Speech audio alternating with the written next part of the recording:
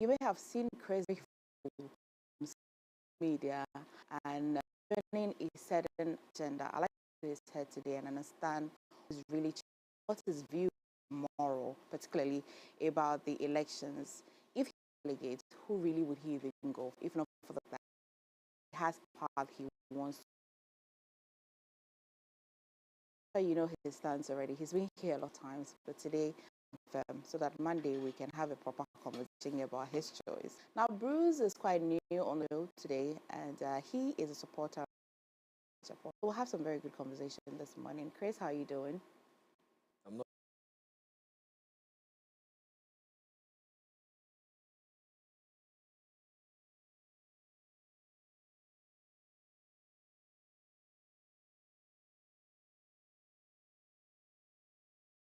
Current state that we find ourselves in, always talked about the leadership crisis that I believe that we are experiencing now in this country.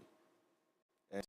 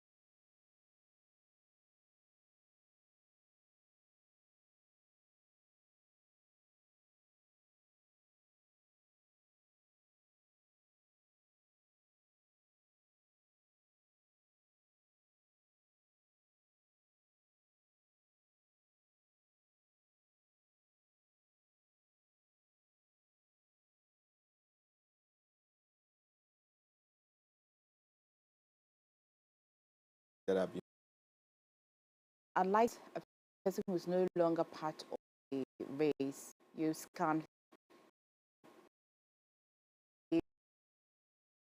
in the if the president coming up for you.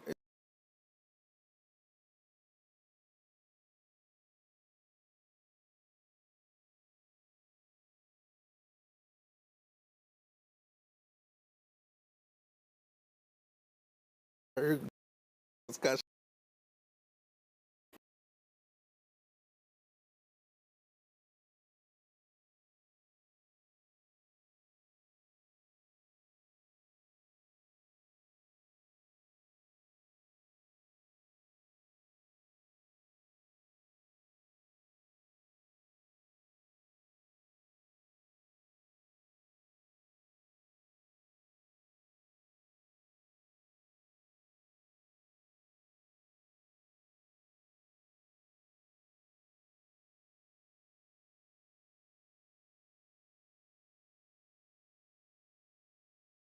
And 2008 till now, 15 years, has been a running mate to then candidate Nana Addo Dankwa Akufo-Addo. He has created a relationship with the grassroots from 2008 till now.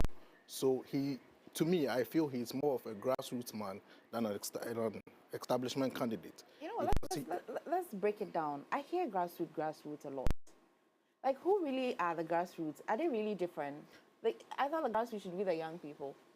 Not necessarily young people, right? But we all can be at the top. So it's a system, or it's an association where you have quite a number of people as members of. Some may be down there. Some would support others in their bid to lead. Some would support one way or the other, right? So it's a group of people who have identified that, yes, they decide who leads the party at the end of the day, and they are very certain in their minds that they are going to vote for His Excellency Dr. Mohamed Bawumia. But all of these tomorrow. candidates are saying same. Kennedy Agyapong says that he's a grassroots person. I mean, Alan, who's no longer part of the party, who's moving for change, says that he's a grassroots person. So are there different types of grassroots or something? MFR, I think you were here recently when they had their superdelegates. Yes. The results that came would not be different from what is going to happen tomorrow. That had the higher neck of the party. Yes, but one thing they are not taking into consideration is that you have over 100 MPs supporting the vice president. When you go to have their grassroots when you go to their constituencies, right? Both the MP and his opponent, the party chairman, all these people are supporting the vice president. And then it is clear that... No, you see, it is based on relationship. Then it is clear that he's riding on the shoulders of people already. It's not by his own credit. Both. He's riding on people's... Yes, let me give you a classical example. Okay. When Chris was contesting for Grassac president, there were people who voted for him based on the association they have with other people. They probably had mutual friends. For that, because Chris is a friend of that, I would also vote in that tangent. And he has been able to get that in a very good way. He would get votes from people who love Same Kapu, our former national organizer, incoming member of parliament for... Yes. Interesting. And then the campaign manager for Dr. Mohamed Bawumia. You get support from Honorable Vincent Kowasefo, a member of parliament for the good people of Otafo. And his delegates. You get support from most of the MPs who are rallying their support for Dr. Mohamed Bawumia. So this is a victory it is something we already know the outcome. Is it a matter of you people wanting the vice president, you're not concerning yourself with the bigger picture of 2024? Because a lot of people have said that there's so much to show for the negative sides of the vice president. So is it a matter of you wanting him to be just presidential candidate, or you really are looking at the best foot forward? But I'll come forward. I'll come to you. Bruce. So you are a supporter of Kennedy Agyapong. Why though? Good morning to you and to our viewers. Okay, I can barely hear you though. Yeah, I think tomorrow is going to be a confirmation of what the grassroots want. And for me, what happened on the 26th of August was just a test of the whole bigger picture. Yes, when you take sample space, as in if you want to do statistics, and you take maybe 1,000 out of 200,000, and you make a case, depending on how you do it, you can, based on that, to justify that whatever result you get out of 1,000 can reflect in the 200,000 that is a bigger thing. But so you know, certainly is affirmed that the vice president will be the winner in the election. Let me say, people are quick to say, oh, he had 68%. He's almost 70% on August 12th. But we all know the kind of people who voted. Over 80% of those who voted on August 26th are people who are MPs, ministers. Some are even board chairmen, board members. And they cannot complain of neglect within the party. But he's telling you that then in that case it will go in their favor, because if the board and the members of parliament have this influence. You know, we've been talking of reshuffle. When we talk of reshuffle, the people who voted on August 26th are those of whom most of us, the grassroots, those who are not at the height of leadership. We feel that they are not responding to calls, they are not responding to the needs of communities and all that. We are asking for reshuffle. It never came. Those we want them to reshuffle were those who voted on 26th. Okay. How do you expect them to vote against a system that is not reshuffling them? Definitely you get overwhelming endorsement of that system that allows them to continue to be in power or to be in leadership roles. Okay. And so those who are happy trying to justify and say, oh, no matter what happens, it's a done deal for Bawumia and all those things. Really they'll be shocked tomorrow. Deal. Okay. For me, I belong to, I can say I belong to the grassroots. I've gone through TESCON. Okay. I was TESCON president for WAPOLY in 2012. Out of TESCON, I've moved into main politics. I've gone through primaries. In 2020, I contested in Sola Tuna Kalba. I wanted to go to parliament. So I've moved beyond students and I've gone through the main one. Colleagues like me who went through 2020, who wanted to go to parliament, Obuo, Kojo Frimpong, you can name them, including some MPs who lost. Some years, out of one way or the other, have found themselves within government. But we had a divided party, let me use that word, because if you take 275 constituencies, out of the 275, NPP can boast of 137, right? Meaning 137 of NPP supposed candidates who were supposed to also be in parliament are in the opposition or are not within government. Let me use that word. Okay. So these 137 have a lot of following, just as he's thinking that the MPs, 100 of them or so that has endorsed Bawumia, have a following. And so once the MPs voted on 26th August and endorsed Bawumia, their followers will, forgetting that there were people who didn't vote on August 26th, who also have the opportunity to vote. Exactly, who also have grassroots. Okay. In my constituency, you can say I'm a no my constituency, but I control not less than 6, let's just say 6 votes. Okay. If the whole Sola Tuna Kalba, I can boast of 6 votes as my votes that I control over there. I give Kennedy Agyapong 6 votes. Okay. Somebody like me who also contested, who didn't win in the primaries or who didn't also get the opportunity to be government, can also boast of another vote. Okay. Kennedy will pick all these votes, accumulate them. The one that is thinking, oh, he's in the majority and that those who are in the system endorsed him, and so they are going to make sure he goes through.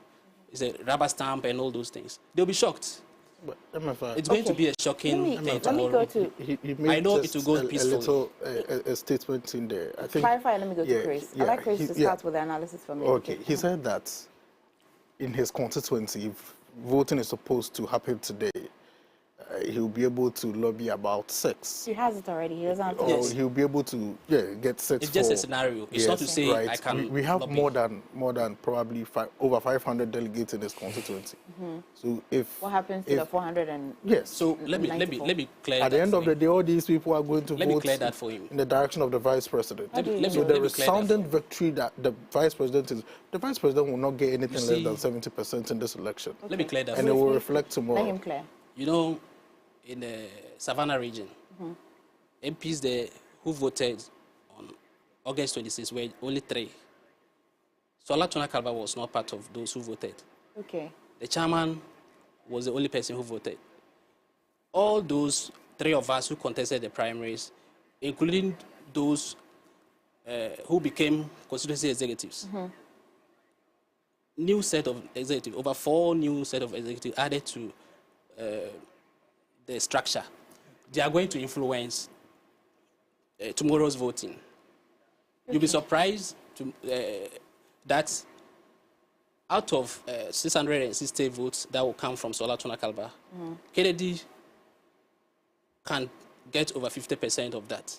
I'm very interested in seeing the numbers that will come from. So let's wait for Chris, the outcome. Who would you like to start with? You'll be surprised that.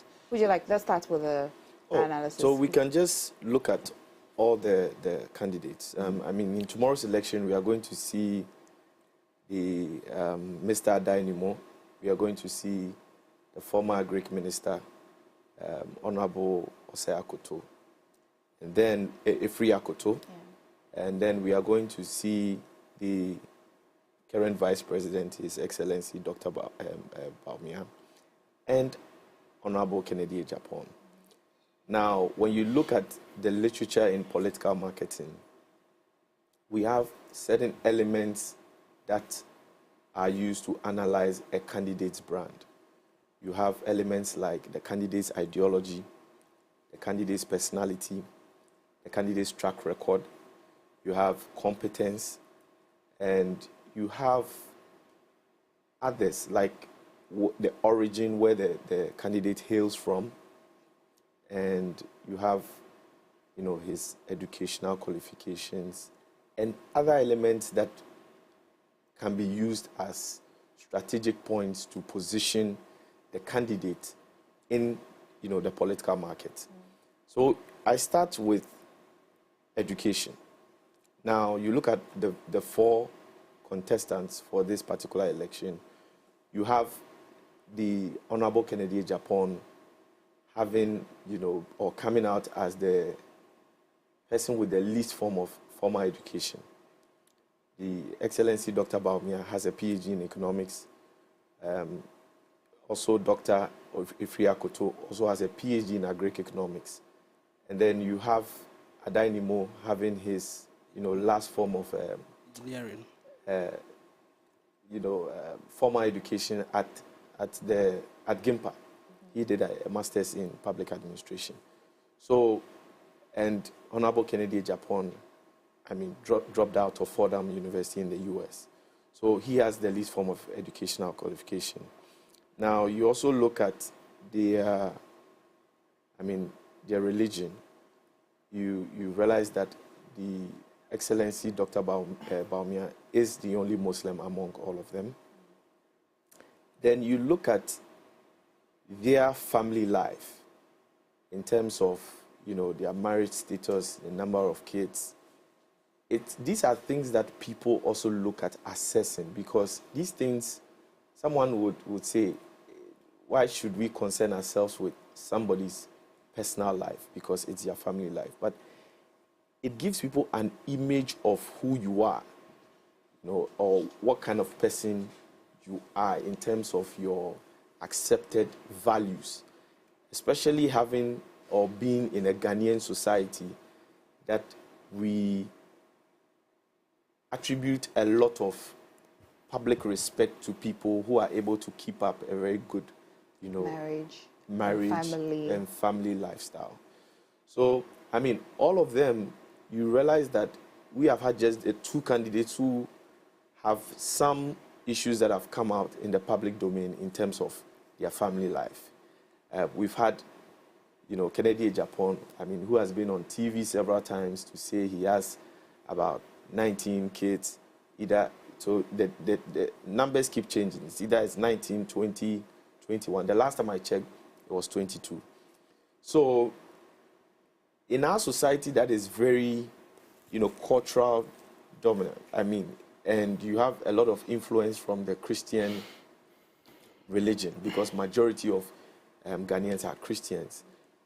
You get a lot of people with, looking at that particular statistic with some skepticism, like why does he have so many kids with so many, different women? Does it mean that he upholds the current society's acceptance of certain family values? Yeah.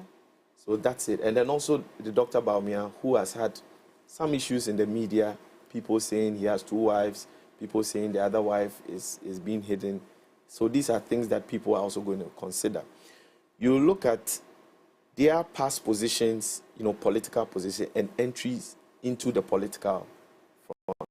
You look at the Vice President, Dr. Bawumia, he has lived most of his life in academia. Mm-hmm.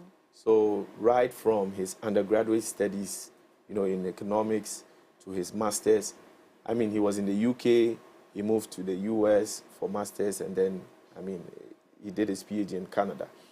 So he came, into the political scene in 2008 when our current president, at the time, a candidate, picked him as his running mate.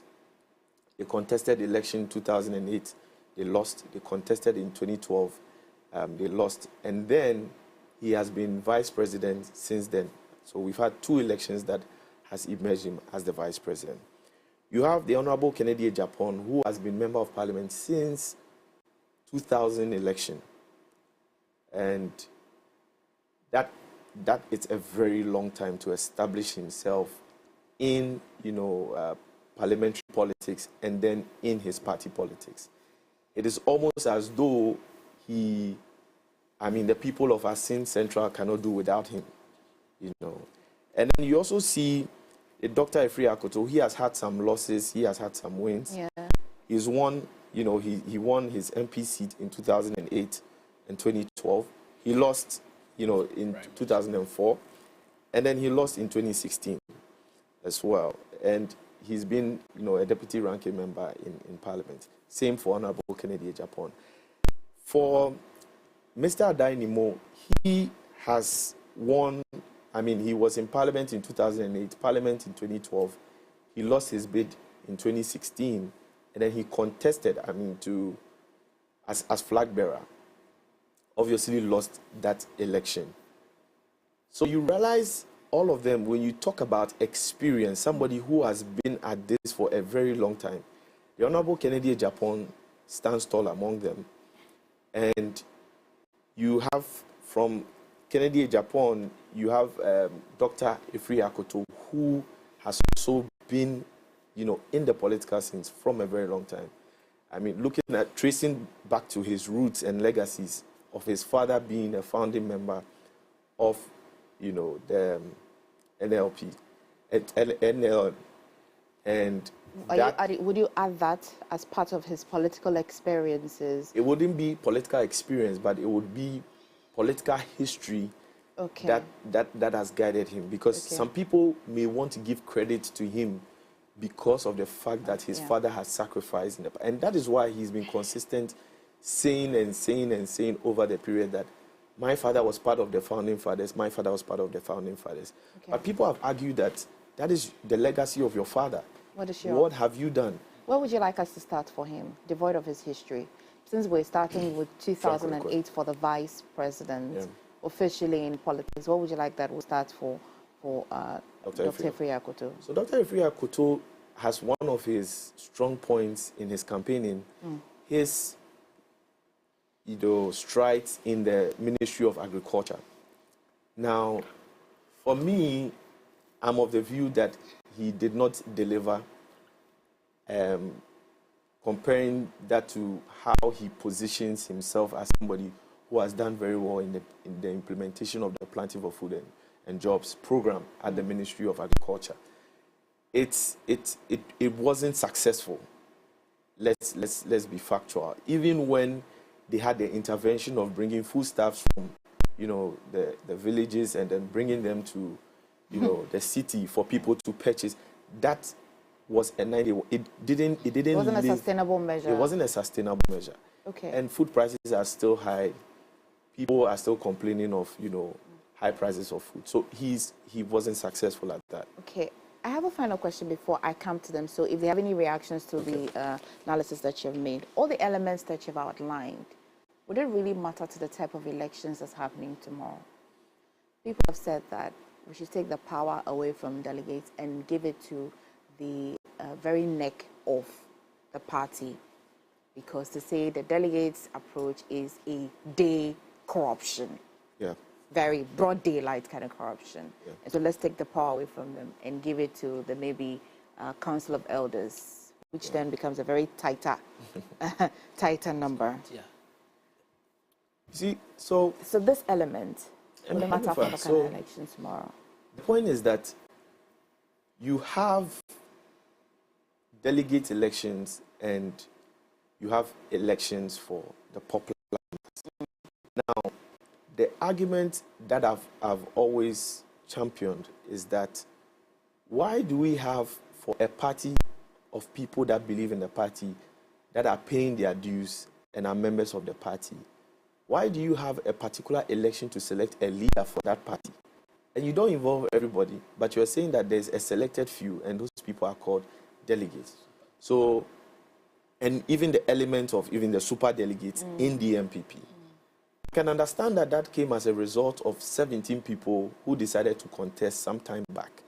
And there were issues of logistics. But it is undemocratic that I'll be part of a particular group, and when we have to select a leader, We are saying that we are giving that opportunity to only people who have contested for certain positions at the police station level, at the constituency level, regional level, and national level. And those people should be given the opportunity to decide who that leader should be. Right. And so that's why I've always championed that we should scrap this delegate system. Which one? The super or the delegate? Anything delegate.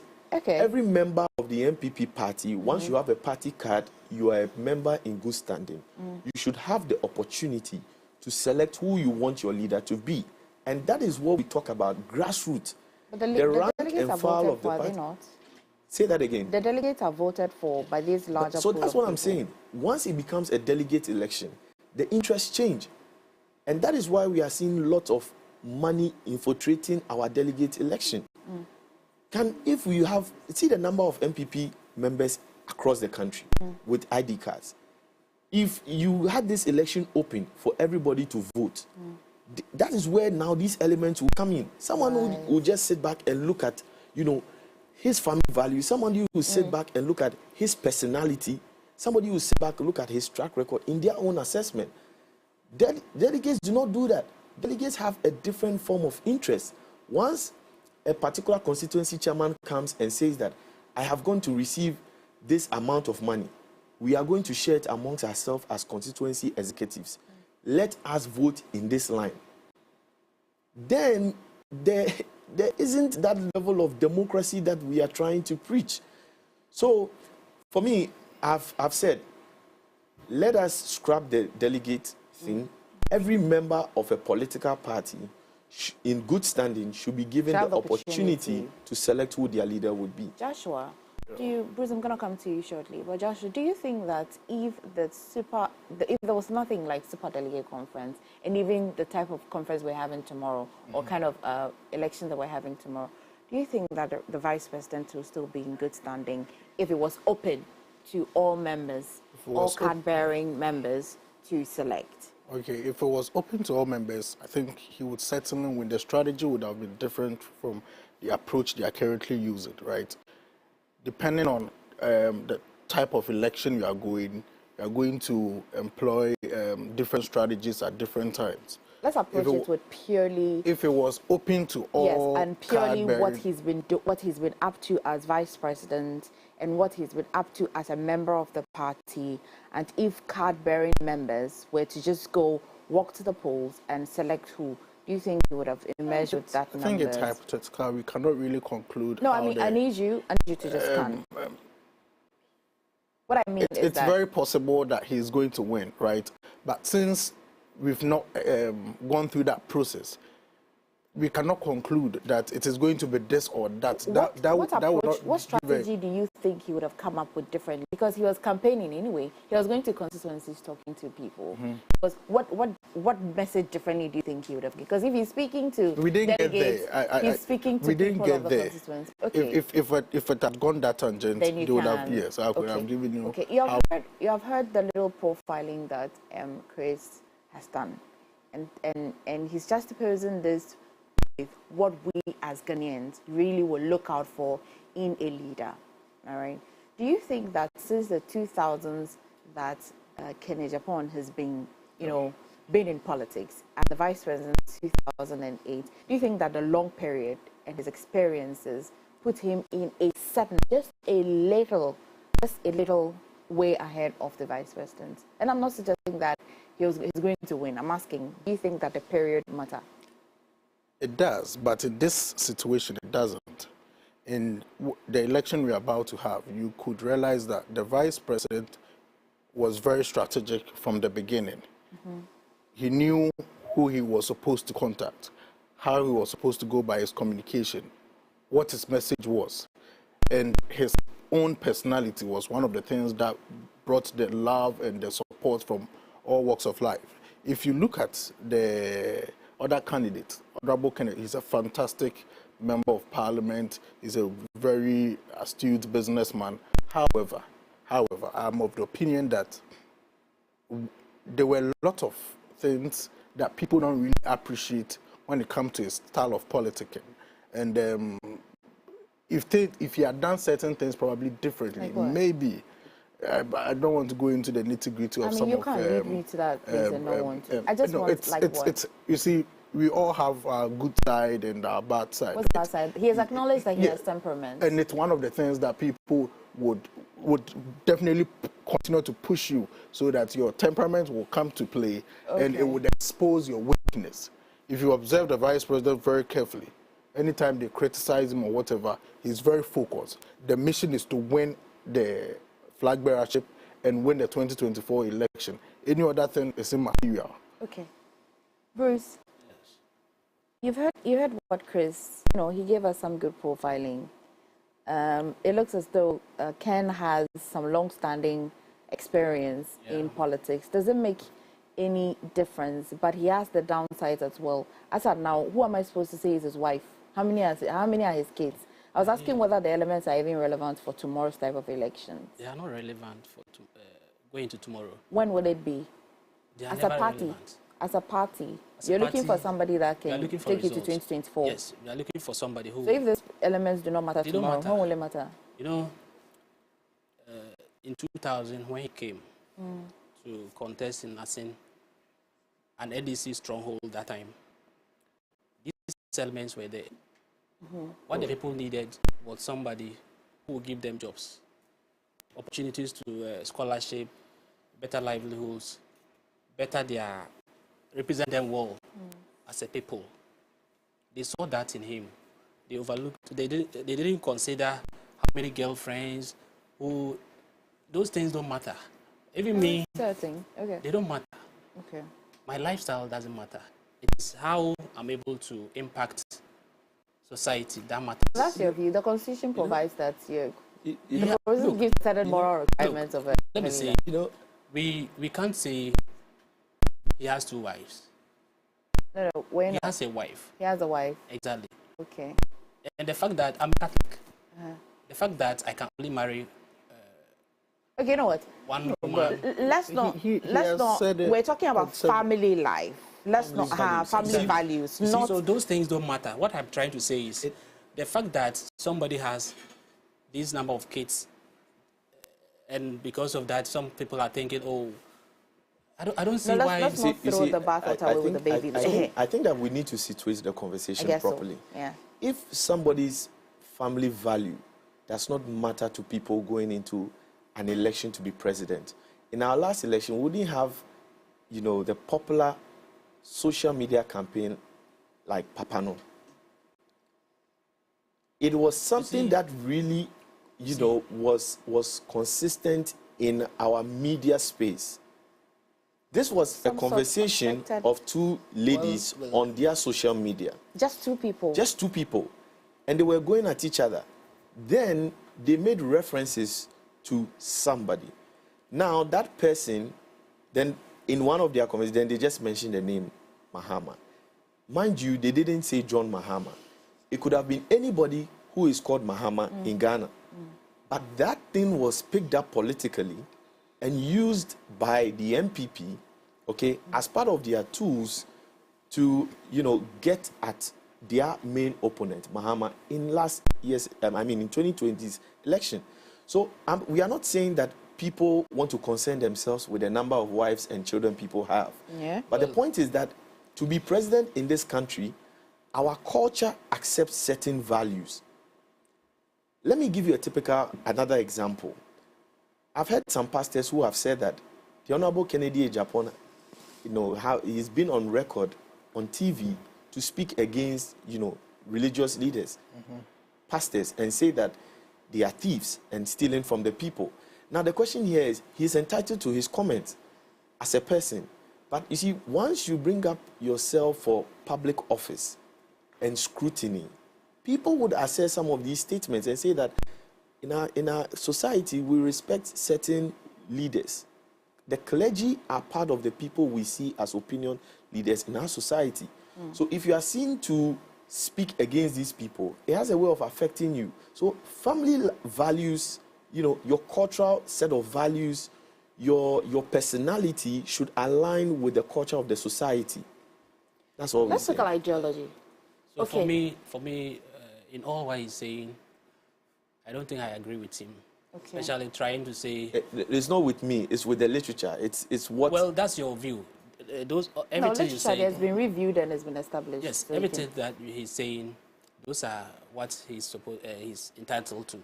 But for me, as a voter and as somebody who is also a stakeholder in the elections, I don't go into elections looking to see who is somebody who, I don't know, I look at credibility, yes, but credibility is not just around somebody's lifestyle. It is around what the person says he will do and is able to do. And what he has done before. Sorry? Credibility of a person what he has done is before, what a person says, what he has and what done he before, said he will do, what he will do, and what he can do. Okay. Look, taking the 4 contestants we have tomorrow, all the 4, they've all been talking. Bawumia has been speaking since 2008. He's been talking economics. I've never heard Bawumia in 2008, 2012 talk about digitization, talk about Ghana Card.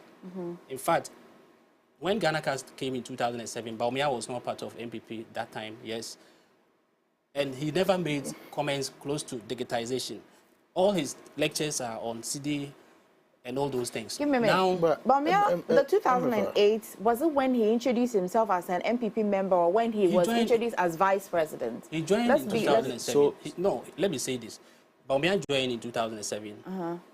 He was outdoored as a running mate in 2008. And he went ahead to partner for 3 times before he went. That's quite clear. I think he made a statement. He said digitization has nothing to do with economy. And I think... I didn't say... No, you see, when he was preaching economics, and you cannot do away with digitization in the era in which we are without... You cannot do with economy without talking digitization. Now we are talking ideologies now. Now we're here. Digitalization, is it his personal ideology? It's not his personal. Or it's part of an ideology? It is Nana Addo Dankwa, it is His Excellency Nana Addo Dankwa's administration. Everybody is supporting his administration. Okay. Right. So at the end of the day, if NPP wins, we are going to... give the credit to the MPP. Yes. The credit is MPP. Whoever leads MPP would base his campaign on all these things at the end of the day. You amongst all the 4, whoever wins, if the current government doesn't perform, it's going to affect you. If you criticize the current government while you are still part of it, what message are you going to sell to the ordinary Ghanaians? But Kennedy's been very bold and quite confident about some of the policies, and he's been throwing another let's bring that to the conversation about their messaging strategy. Their ideologies, yes. Their messaging strategy they've had over the period in this particular, going into tomorrow's election. Kennedy has had a more out-in approach when it comes to his messaging strategy. Most of the things he says appeal more to the general Ghanaian voter, and then he comes and situates his messaging transition into what? The delegates. So you realize that he's on radio, he's on TV, he's saying that these are the things I want to do for the nation. Now, those promises may not sit well with delegates, because delegates are interested in a different, are interested in the elections in a different way. So that's why you get the Dr. Bawumia telling people, the delegates, that when he comes into office and he wins, every constituency will be given 10 appointments. Now, to some people, to the general Ghanaian populace, they will say that we don't have money, we are at the IMF, and you are promising your delegates that you would give them appointments. Meanwhile, we are trying to advocate, or we are advocating for a lean government. He's taking the vice president out of context. Now I'm saying that because we are talking about messaging strategy, and we are saying that strategy, not the message. Yeah, so that's strategy. What the strategy. He's appealing to the delegates. These are the things the delegates want to hear.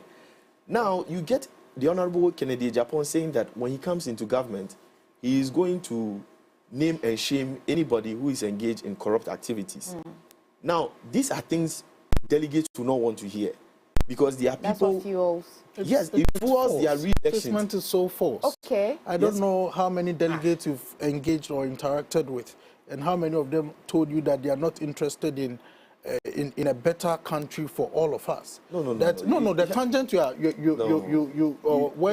to say, you are saying that corruption. The delegates are interested in corruption and corruption-related activities, which is neither here nor there. When I talk about the delegates, I situate the conversation to the Honorable Kennedy Agyapong's statement. He said in his government, every minister or government appointee, when you are caught stealing, he is going to what? Name and shame. He said he will give you a period of 3 or 6 months, and that if you do not come out to, confess your sins, he is going to name and shame you. Now, this is something a government appointee would not want to hear. How? Because a government appointee may be found wanting in that particular issue. We have had instances where the president has, in quote, cleared certain government officials of certain allegations. The Honorable Pius Hajide, when the issue about the Australian visas, scandal came up, that as Deputy Sports Minister, he had sent some Ghanaians, and most of them as journalists, and those people were not journalists. When that issue came up, who mounted a podium to say that there has been an investigation and he has been cleared of these charges? It was the president. So that's why I'm saying that there was a committee established because somebody has been accused of corruption. You cannot conclude without empirical evidence to back your claim. That's not different from what I said. They go into investigation, and you realize that the information that was relayed or the information that came out was false. And after it has not been established that he did what people claim he did, what is the right thing to do? Let me ask you. What is the right thing to do? Let me give you an example. When during President Mohammed's time, the NCA report came out, and then the Mr. Abu Gapele had to be, to go to prison. As Abu Gapele, as a government appointee, do you think that he would have been happy that his own president or somebody in his own party that he helped and has appointed him in a certain position, you will see that person ensuring the process of him going to jail? That's what I'm saying. No, he was found guilty of the act. Until you're found guilty. Yes, until you're found guilty, and nobody would want to be happy about this kind of strategy. You see, I disagree with him earlier, even when he said the delegate system should be scrubbed and that it's a corruption avenue and all those things. I agree to a point when he said super delegates. I was thinking he was referring to all the super delegates. But for him to go down and now trying to even say, when Kennedy is talking about dealing with corruption, delegates will not like it, and that only some Ghanaians or only Ghanaians will like what Kennedy is saying, and so delegates might not vote for him. And what's the difference between tomorrow's delegate and the super delegate conference?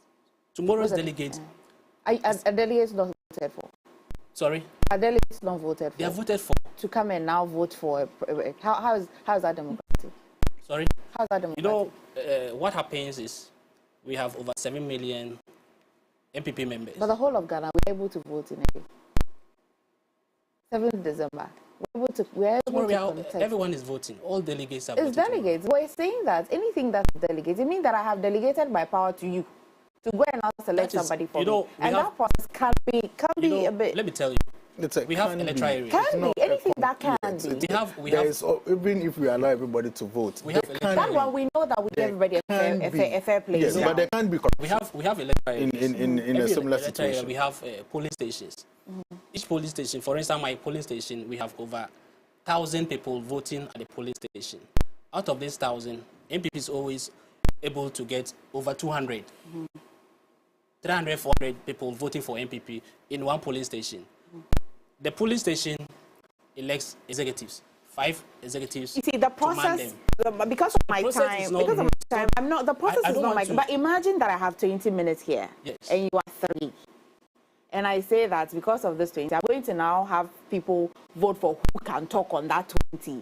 And I'm not giving all 3 people a fair time to want to use it. You allow the 3 to select who wants to vote. The delegate election is a representation.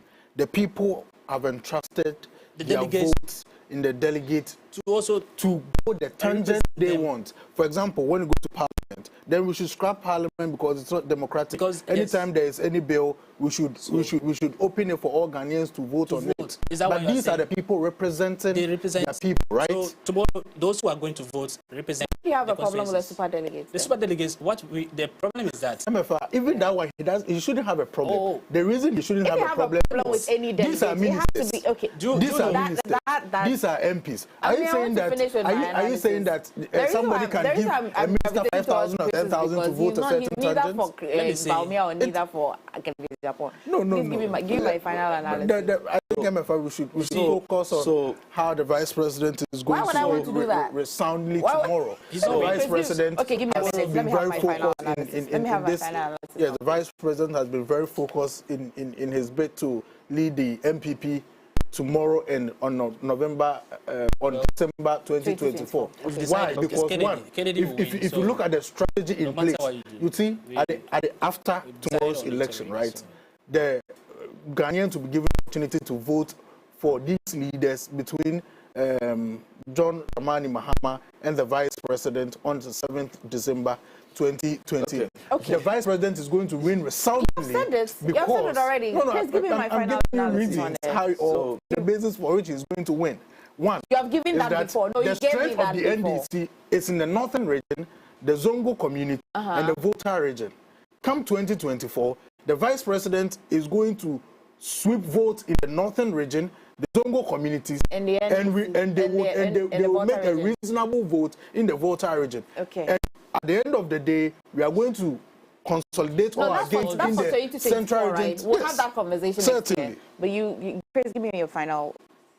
So, in my final, address, I would say that you look at the strategy, the messaging strategy of the various candidates. You've had the Dr. Bawumia, who has been very focused on the delegates. A lot of people have said he's not talked about the economy for a very long time.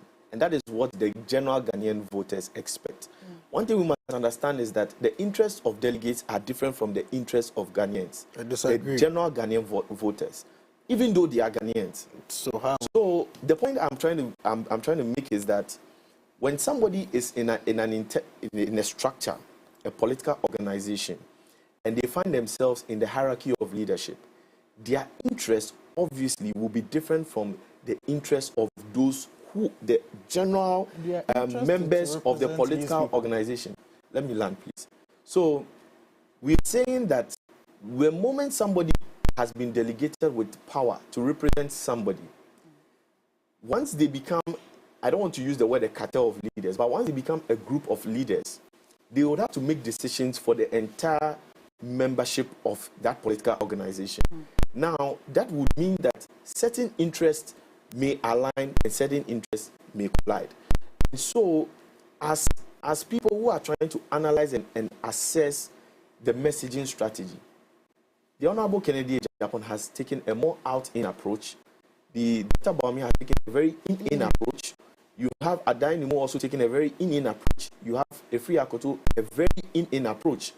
So Kennedy seems to be the candidate that is going against the grain, because he has to fight the internal structures of the party, because there is this allegation of an establishment candidate. Also, you realize that in terms of track record and competence to lead the general Ghanaian populace, you assess people based on their past, their past records, their history. Has Dr. Bawumia delivered in his promise of a proper economic management of this economy? You ask yourself, with the Honorable Kennedy Agyapong, a lot of people have assessed him based on his insensitivity, his expression of insensitivity to certain sensitive issues in this country. Now, and that gives us a very erratic, people are confused when it comes to Kennedy. They're saying that should we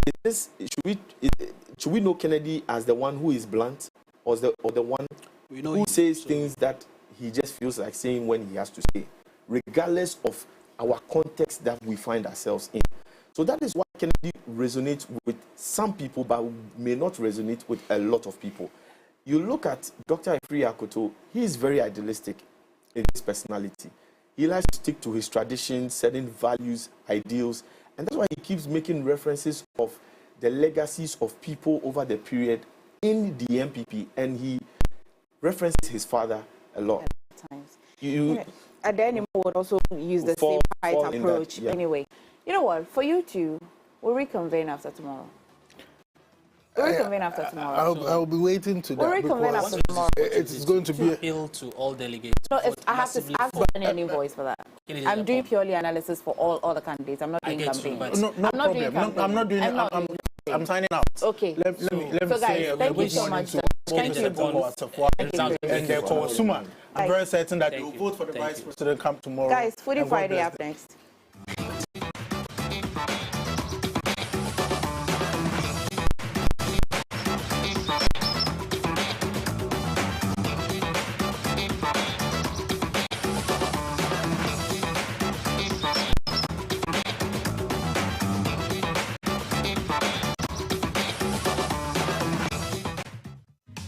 Betway is your gateway to a theme park full of gaming excitement. A whirlpool of wonder where your favorite games come to life. Where you can take to the skies with max payouts that reach into the millions. All in the palm of your hand. Visit betway.com.gh. Terms and conditions apply. Betway is regulated by the Gaming Commission of Ghana. No under 18. Bet responsibly. Betway. Bet your way.